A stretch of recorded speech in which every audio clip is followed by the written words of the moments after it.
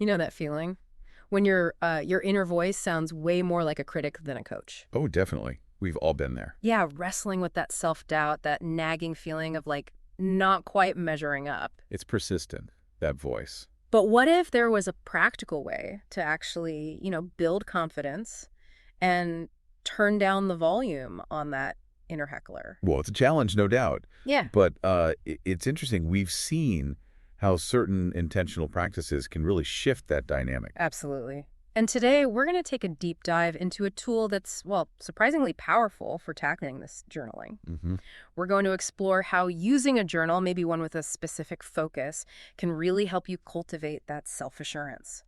We've been looking at the Lestallion Journal, which seems designed specifically with confidence building in mind. Right. And what's interesting about the Lestallion approach, from what we've seen, is it's not just, a blank notebook. Right. There's a deliberate structure there. Yeah.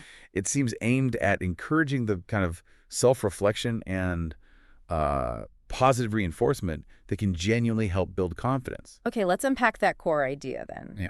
The thinking behind using a journal like the Lestallion for confidence seems to be that self-assurance isn't some fixed thing you either have or don't. Exactly. It's more like a skill or a muscle, maybe. Yeah, a muscle. Yeah. You need to work it out through self-awareness, thinking things through, reflection, and just consistent effort. And journaling provides a really accessible way to do just that.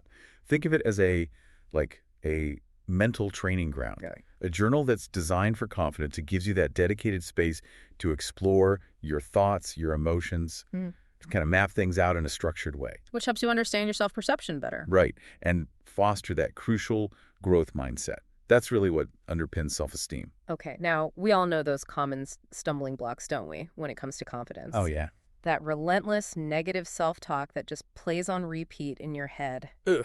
Or that fear of stepping into the unknown, doing something new. Big one. Or just that underlying feeling of, well, not being good enough.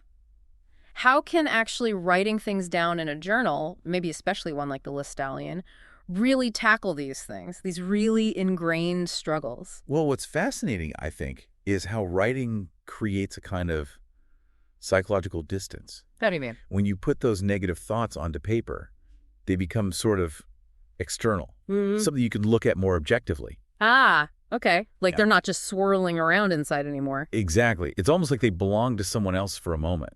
Yeah. And that gives you a chance, a real opportunity to challenge them, to Yeah. consciously reframe them. Right. It's like taking those shadowy doubts and dragging them out into the light. Yeah. So instead of just feeling this vague anxiety about, say, trying something new, Mm-hmm. you can actually write down, okay, what specifically am I afraid of here? Yeah. And then you can start to question, is that fear valid? Or what are some ways I could manage it? Okay, that makes a lot of sense. It's like mentally preparing. Yeah. And for that fear of the unknown you mentioned. Journaling provides a really safe space for that kind of mental prep. You could use prompts or just free write about potential challenges, think about your resources.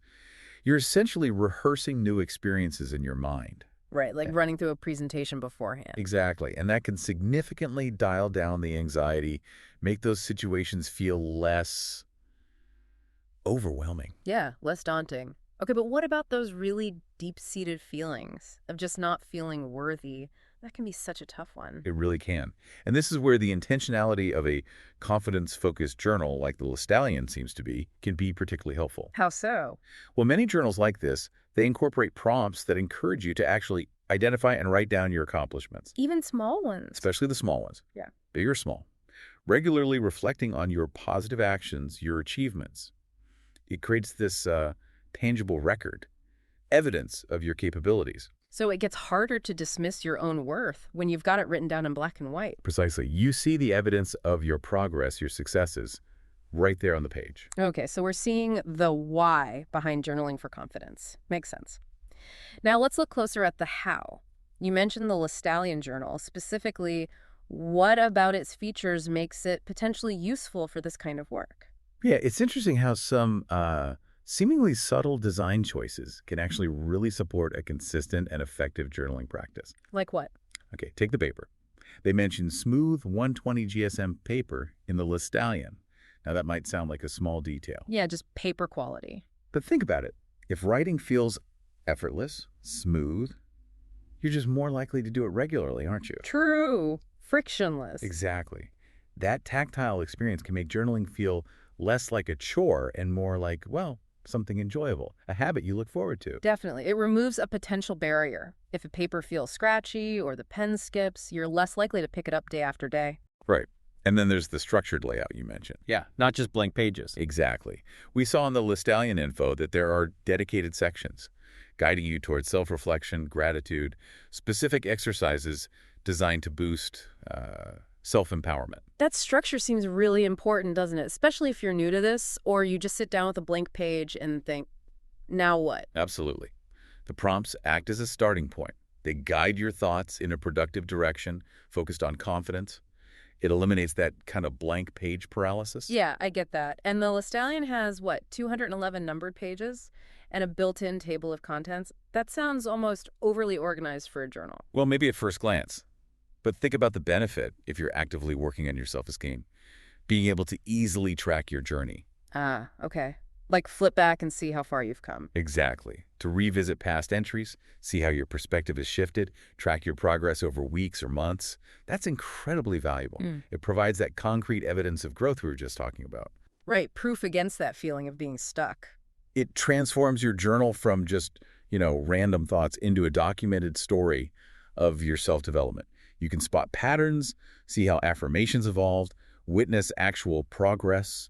The table of contents just makes finding that stuff easier. Okay, that makes sense. Even the line spacing 7.5 millimeter wide line pages seems minor, but... Ample space, right.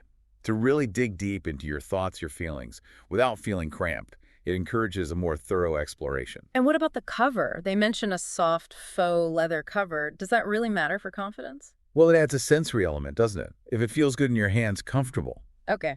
It can elevate the whole act of journaling, make it feel more like an intentional, maybe even comforting self-care ritual. Right, not just scribbling notes, but engaging in something. Yeah. Nice. That sensory experience is key, I think. When something feels pleasant to use, you associate positive feelings with the activity itself.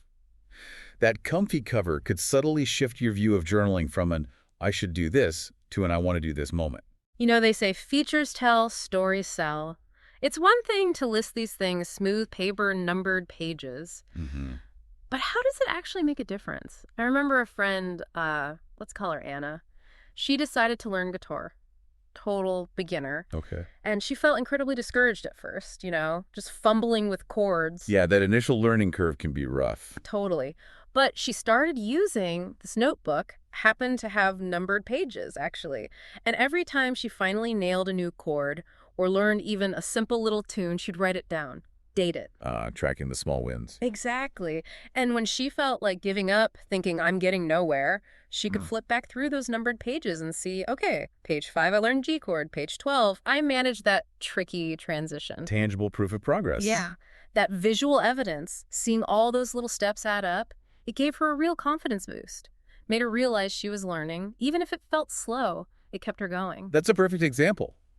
It combats that feeling of inadequacy, doesn't it? Seeing it documented makes it real, reinforces your capabilities. And my brother, Mark, he went through a really tough patch, loads of self-doubt after a big career change. Didn't quite pan out as expected. Okay. He started using a journal. I remember him saying it had this really nice soft cover. He said just holding it felt kind of calming, grounding. That tactile thing again? Yeah. And he'd sit down and just dump all his worries, all the negative stuff swirling in his head onto the page. Get it out. Get it out. But then the crucial part, he'd try to consciously reframe them. He'd literally write down the negative thought and then underneath write a more empowering or realistic statement. Actively rewriting the script. Exactly. And he said doing that consistently, the physical act of writing it down in this journal that felt good to hold and then rewriting it, it genuinely helped shift his internal dialogue over time. That really highlights the power of externalizing those thoughts and then transforming them. The sensory aspect of the journal itself, like the cover, can create a more positive, supportive environment for that internal work. Yeah. Even for me, honestly, a while back, I was trying to plan this pretty complex trip. Felt totally overwhelmed, all the logistics, flights, places. Yeah, planning can be stressful. So I just grabbed a regular notebook, nothing fancy, but I started breaking everything down, every single step. Research visas, book flight, find accommodation for City 1. Chunking it down. Exactly. And as I did each thing, I'd physically tick it off. And seeing that list of tasks get shorter, seeing the ticks accumulate, it gave me this huge sense of accomplishment. Like, okay, I can handle this. I can pull this off. That visual progress just built my confidence that the whole trip was manageable. These stories really bring it to life, don't they? How the principles we were talking about, tracking progress, reframing thoughts, breaking things down, especially when supported by thoughtful journal design, Mhm. can have a real tangible impact. Yeah, it makes it less abstract. Okay, so let's circle back specifically to that idea of transforming negative self-talk.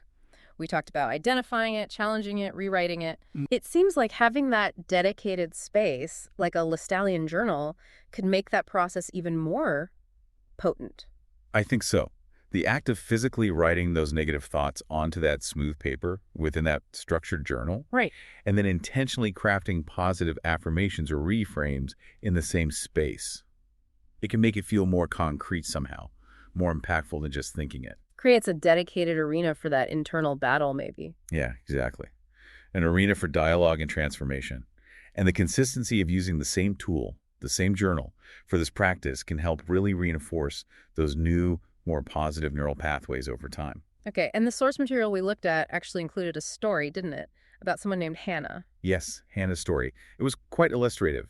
She apparently struggled with pretty low self-esteem for a long time. Right, and she was initially skeptical about journaling, wasn't she? Very skeptical. But she got a Lestallion journal, and apparently the feel of the smooth paper drew her in. That tactile element again. Interesting. And what did she do? She started small, just committed to writing down one thing she did well each day, no matter how minor. Okay, focusing on the positive. Exactly. And one positive affirmation about herself. Just those two things daily. Simple but consistent. Right. And because of the journal structure, likely the numbered pages and table of contents, she could easily track her entries over time. She could look back and see this growing collection of accomplishments and positive statements. And that made a difference. According to the story, yes. Seeing that evidence accumulate, day after day, week after week, it gradually shifted her perspective. The journal became this safe space, a catalyst, helping her challenge her old beliefs and build a stronger sense of self-worth. It was a transformation rooted in that consistent, documented practice. Wow. Okay, so it really brings together the features, the paper, the structure for tracking with the actual process of building confidence. Precisely. The journal facilitated her journey. So putting it all together, the core message seems to be that a confidence journal, like the Lestallion aims to be, isn't just another notebook. No, it's positioned as a deliberate tool. A tool to help cultivate self-awareness, build resilience, and actively challenge those nagging self-doubts. Right. The structured prompts, the pleasant tactile experience, the ability to easily track your progress, these features seem designed to work together to support that journey towards greater self-assurance. It provides the framework, maybe, and the encouragement to make that internal work feel more focused, more effective. And ultimately, more sustainable, easier to stick with. Okay. So, for everyone listening, think back to the beginning of our chat. Those times when that inner critic starts piping up. Maybe consider this. Journaling, especially if you use a tool that's thoughtfully designed for it, offers a really practical, accessible way to start building that self-assurance. It's about taking that active step, isn't it, towards understanding yourself better. Yeah, celebrating your progress, however small, and consciously, deliberately rewriting that internal narrative. Which brings up a final thought, maybe something for you to reflect on. Think about one small, specific negative thought that tends to surface for you regularly. Just one. Now imagine the potential impact if you consistently challenged and rewrote that single thought, day after day, within a dedicated space like a journal. Okay. What other areas of your life do you think might start to shift in a positive way as a result of cultivating that increased self-belief, just from tackling that one recurring thought through the simple but potentially powerful act of journaling?